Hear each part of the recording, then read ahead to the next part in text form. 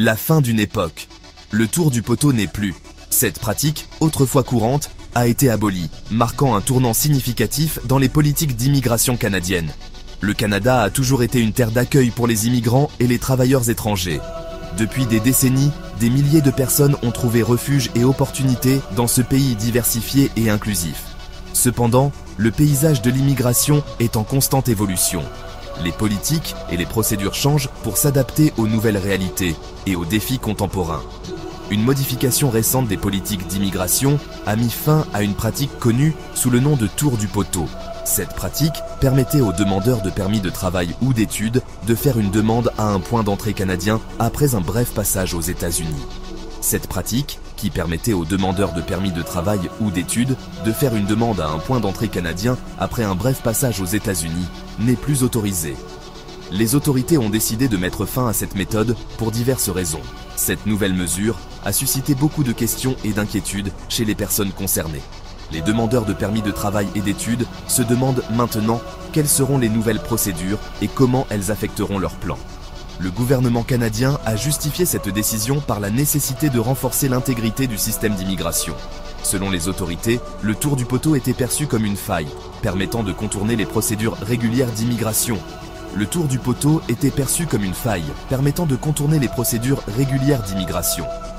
En mettant fin à cette pratique, le gouvernement espère uniformiser les règles du jeu et garantir que tous les demandeurs soient soumis aux mêmes critères d'admissibilité. La fin de cette pratique vise à uniformiser les règles du jeu et à garantir que tous les demandeurs soient soumis aux mêmes critères d'admissibilité. Les nouvelles règles exigent que les demandes soient faites depuis l'intérieur du Canada ou depuis le pays d'origine du demandeur, rendant le processus plus transparent et équitable pour tous. Comprendre le tour du poteau. Une pratique controversée. Cette pratique, bien que légale, a suscité de nombreux débats et discussions au fil des années. Le tour du poteau, aussi appelé flagpoling en anglais, était une pratique courante pour les personnes souhaitant obtenir un permis de travail ou d'études au Canada. Cette méthode permettait aux demandeurs de contourner certaines des étapes administratives les plus longues et complexes. Le principe était simple. Le demandeur se rendait aux États-Unis, généralement par voie terrestre, puis traverser la frontière canadienne à un point d'entrée. En faisant cela, ils pouvaient soumettre leur demande directement aux agents d'immigration canadiens. Une fois sur le sol canadien, ils soumettaient sa demande de permis aux agents d'immigration. Cette interaction directe permettait souvent d'accélérer le processus de demande, car les agents pouvaient traiter les documents sur place. Cette pratique était particulièrement populaire auprès des personnes qui avaient des difficultés à obtenir un visa de résident temporaire depuis leur pays d'origine. Pour beaucoup, c'était une solution rapide et efficace pour entrer légalement au Canada. En effet, la procédure de demande à un point d'entrée était souvent perçue comme étant plus rapide et moins complexe que la procédure régulière de demande de visa. Les demandeurs pouvaient éviter les longs délais d'attente et les incertitudes associées aux demandes de visa traditionnelles. Cependant, le tour du poteau était controversé, car il était perçu comme une façon de contourner le système d'immigration. Certains critiques affirmaient que cela créait une inégalité entre ceux qui utilisaient cette méthode et ceux qui suivaient le processus traditionnel. Malgré cela, le tour du poteau a continué d'être une option pour de nombreux immigrants cherchant à s'installer au Canada. Pourquoi ce changement? Les motivations du gouvernement. Le gouvernement canadien a invoqué plusieurs raisons pour justifier la fin du tour du poteau. Cette pratique, bien que courante, a soulevé des préoccupations importantes au sein des autorités. En mettant fin à cette pratique, le gouvernement espère renforcer la sécurité et l'intégrité de son système d'immigration. La raison principale est la volonté de protéger l'intégrité du système d'immigration canadien. En effet, le tour du poteau permettait à certaines personnes de contourner les procédures standardisées, ce qui posait des risques pour la sécurité nationale. Le gouvernement a fait valoir que le tour du poteau permettait à certaines personnes d'entrer au Canada sans avoir à passer par les mêmes vérifications de sécurité et de santé que les autres demandeurs de visa. Cela créait une inégalité dans le traitement des demandes et pouvait potentiellement mettre en danger la santé publique. De plus, le gouvernement a souligné que le tour du poteau créait un fardeau administratif important pour les agents d'immigration au point d'entrée. Ces agents devaient gérer un afflux constant de demandes, ce qui augmentait leur charge de travail de manière significative. En effet, ces derniers devaient traiter un grand nombre de demandes de permis, ce qui pouvait entraîner des délais importants pour tous les voyageurs. Les files d'attente s'allongeaient et les temps d'attente devenaient de plus en plus longs, affectant ainsi l'expérience des voyageurs. La fin du tour du poteau vise donc à alléger le travail des agents d'immigration et à améliorer l'efficacité du processus de traitement des demandes. En réduisant le nombre de demandes à traiter, les agents pourront se concentrer sur les cas les plus complexes et urgents, offrant ainsi un service plus rapide et plus efficace à tous les demandeurs. L'impact sur les résidents temporaires. Quoi faire maintenant ?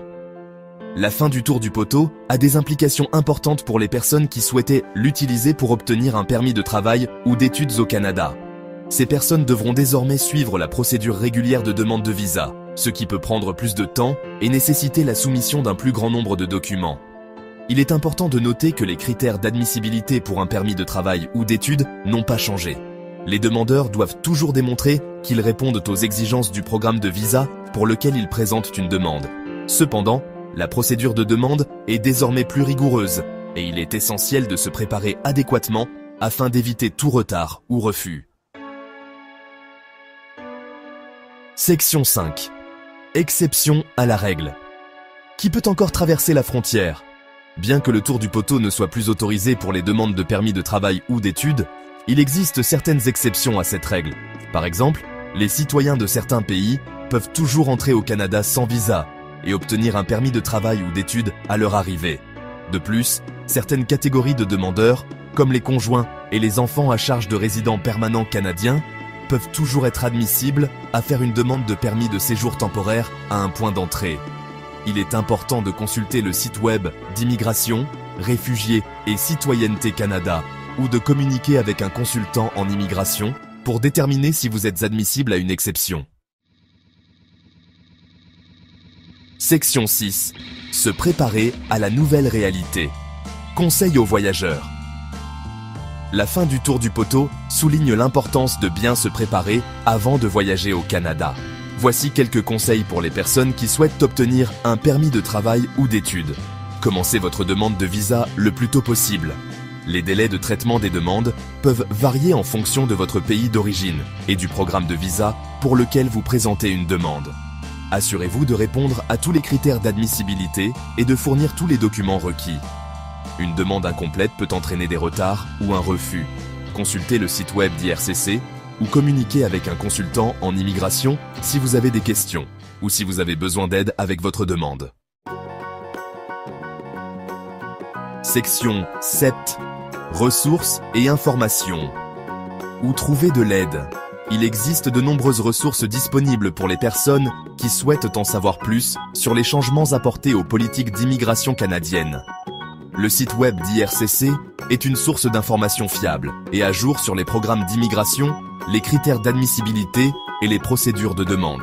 De plus, de nombreux consultants en immigration peuvent fournir des conseils personnalisés et vous aider à naviguer dans le processus de demande de visa. Il est important de choisir un consultant en immigration agréé et expérimenté pour vous assurer de recevoir des informations précises et à jour.